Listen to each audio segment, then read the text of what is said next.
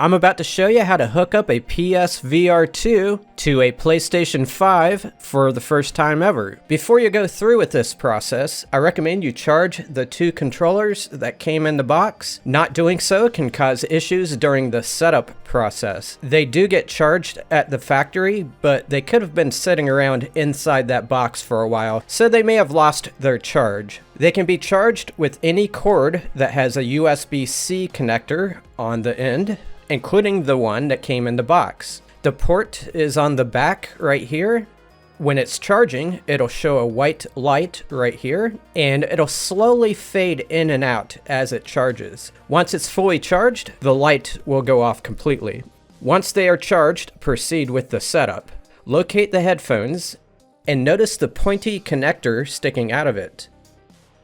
Stick that connector into this hole on the bottom of the headset.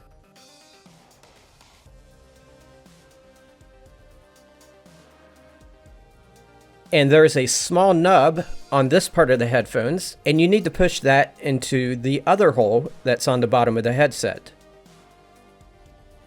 For now, you can place the earphones into these holes on the side. By the way, as you're touching the headset during this process, try not to touch the two lenses inside. You'll get your fingerprints all over them. Next, turn on your PS5 if it's not on already, and pick a user. Note the upcoming parts of this setup will apply to only one user. If you change users later and try to use the VR, it'll force you into the setup process again. So just keep that in mind. Luckily, it's a one-time setup process for each user, unless you force it to do the setup again. I'll speak more about that at the end of the video. Take the small-ended USB connector that is coming out of the headset and plug it into the small port on the front of the PS5. You'll notice a red light on the front. That means it's turned off, but you now need to turn it on by holding down the power button right here for 1 second. The light would turn white. From this point forward, instructions will appear on the screen and they will guide you through the rest of the process. But I'm going to keep going with the video and guide you through those screens. I have a few additional things to add to some of these steps. For me, it asked to run an update on the device. It said it had to do it or the unit would turn off. So I went ahead and ran it. It restarted the device. Select Get Started. Say done on this screen because I already had you connect the headphones. Next, it's going to have you pair the two controllers. It says to start with the right one. That's the one with the O and the X buttons on it. If you look inside where the strap attaches to the controller, it also indicates that it's the right one. Locate the USB cord that came in the box and plug the small end of it into the back of the controller here. And plug the larger end of it into the front of the PS5. Then press the PlayStation button that's on the controller. For me, it ran an update on it. When it indicates it's connected and updated, you can unplug it and connect the left one and do the same process again. It now indicates that both are updated and connected. Since they are now paired, you do not need to keep them connected. They are supposed to be wireless, but you do need to charge them every once in a while, and in that case, you have to physically connect it with the USB cord. Like I said before, you can use the USB cord that came in the box, or you can use any old USB-C cord that you have laying around. Sony also sells a charging station if you want to spend some more bucks. One more thing I'll mention at this point is that unlike the first PlayStation VR unit, there is no PlayStation camera used for this VR unit. They have improved the technology, so that's no longer needed. Continuing on with the process, it'll tell you to put the controllers within reach and then to pick up the headset and hit the function button, which is this one here. You'll need to keep hitting that several times in order to advance through the upcoming screens. It'll give you some warnings, and then it'll tell you to clear out some space around you. It'll then tell you that you have to have some lights on so that the unit can track your movements, but cover any direct sunlight as that might oversaturate the sensors. Next, it's going to have you hold the headset in front of your head like this. Don't put it on, you're just holding it out in front of you. And while you're doing that, press the function button. It'll do a check of the lighting conditions. For me, it passed, but I imagine if it didn't like the lighting, it'll give you additional instructions.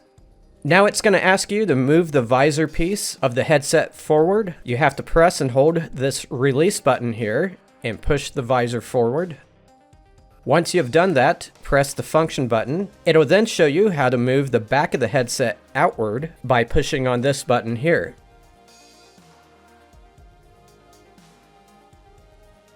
It'll then instruct you to place the unit on your head. The back of it should sit lower than the rest of it, and you need to tighten it up by turning this dial here. Then push the front visor against your face by holding down that release button again and pushing it toward your face. Place the earbuds into your ears. Hopefully you can still hear me. The rest of the instructions will show inside your headset, so you have to keep it on for now. Now it's going to have you adjust the lenses so that they're aligned with your eyes.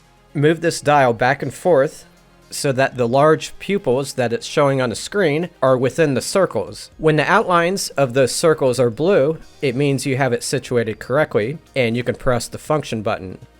Now it's going to let you see the room around you, and you have to place the controllers in your hands. You need to stick your hands through the straps as you do this, and you'll need to tighten those straps. Otherwise, there's no purpose in having them on. It'll give you a small tour of the various buttons. To move forward, hit the X button, which is right here on the right controller. It'll tell you how to center the floating screen so that it's in front of you, and you do that by pressing and holding the options button, which is right here on the right controller.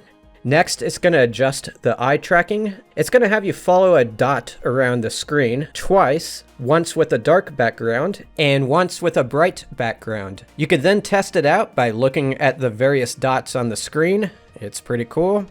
Now it's going to scan the room. Make sure you're situated in the same area in which you intend to play the VR games, and tell it to start scanning. It's going to put a grid around the room. Make sure you're looking all over the place, up, down, left, right, and all around you. Don't worry if there's a few small places that don't get scanned. There's no need to start walking around or anything. Then it's going to put little symbols on the floor, and if they look like they're floating above the ground, it says to touch the floor with your controller. It doesn't say which of the two, but it shows the person using the right one. It's then going to ask whether or not you'll be sitting as you play or standing up. Then it's going to establish a three-dimensional play area around you. You'll then get the PlayStation VR2 logo, and from there you can start playing games. If you ever want to go back and make adjustments to the things that you just now set up, go to Settings, and then Accessories. On this screen, there will be an option for PlayStation VR2 over here on the left, if you have it on and plugged in. On the right, you have all the things that you just set up, and you can redo them if you want, like the play area, the floor height, and the eye tracking. If you found this video useful, please leave a like, and have a great day.